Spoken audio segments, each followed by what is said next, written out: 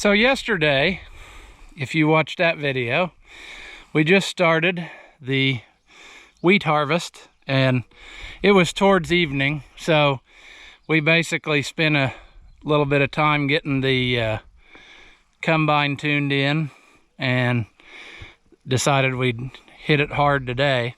So before he gets back here and starts combining again, I'm going to try to bale some of the straw and get it up out of the way.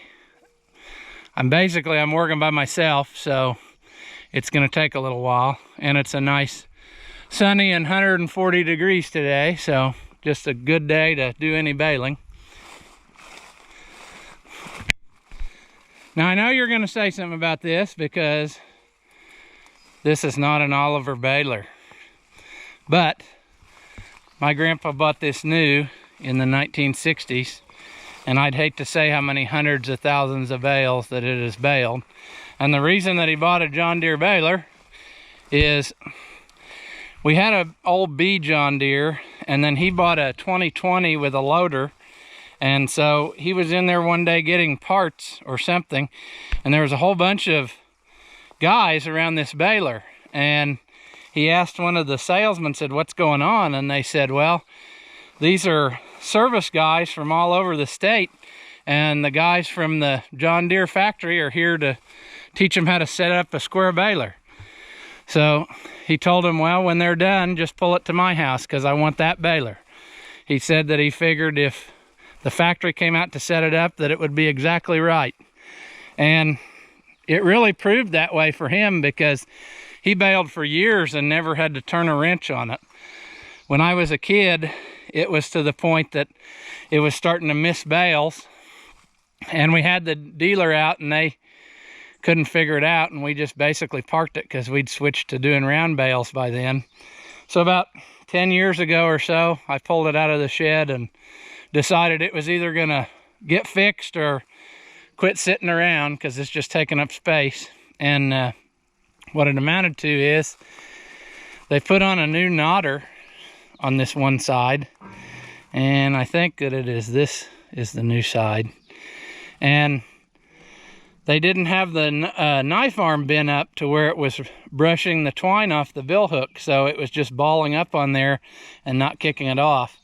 Sometime when I get time, I'll flip that up and show you more about it. It probably won't be today, but anyway, I think square balers are kind of a neat piece of equipment just because, I mean, it's fascinating how they can make a knot. So I like to watch that. So I'll try to get you on here too in different places so you can see different angles.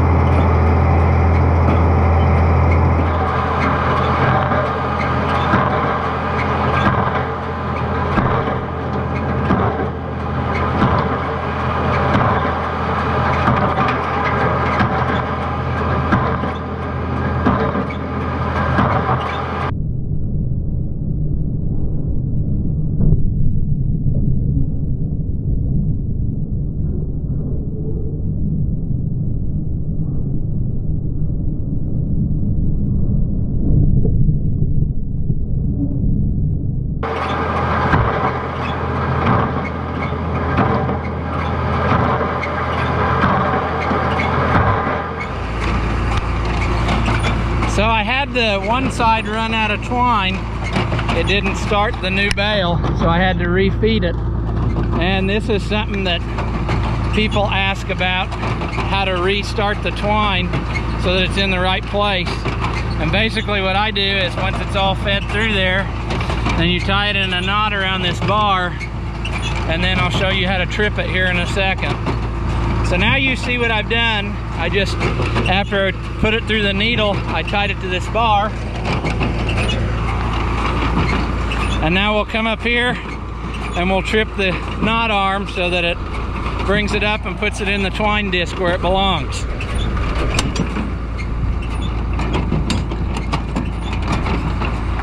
Now, if you look, you can't really see, but the twine is up there where it's supposed to be, and it's ready to start to make a new bale.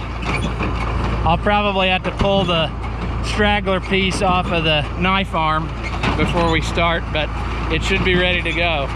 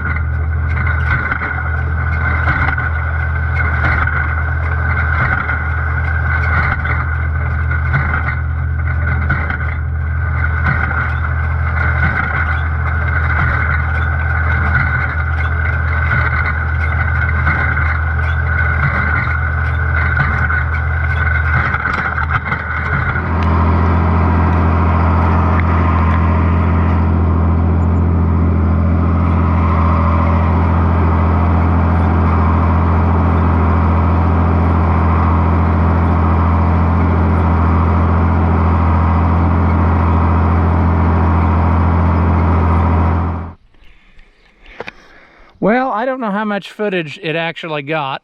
The camera kept shutting off. It said it was too hot, which really isn't fair because I was too hot and I had to keep working. But I'm sure we got some, and you can see that when there's an extra wide windrow like out of the combine, the hay, or the straw in this case, wants to hang over the edge of this guard, and then it balls up and then you lose a little bit. And I'm not real happy with that. So I'm gonna take the Super 88 and the 107 rake, and we're gonna rake these windrows and try to make them a little bit more narrow so that it feeds in better.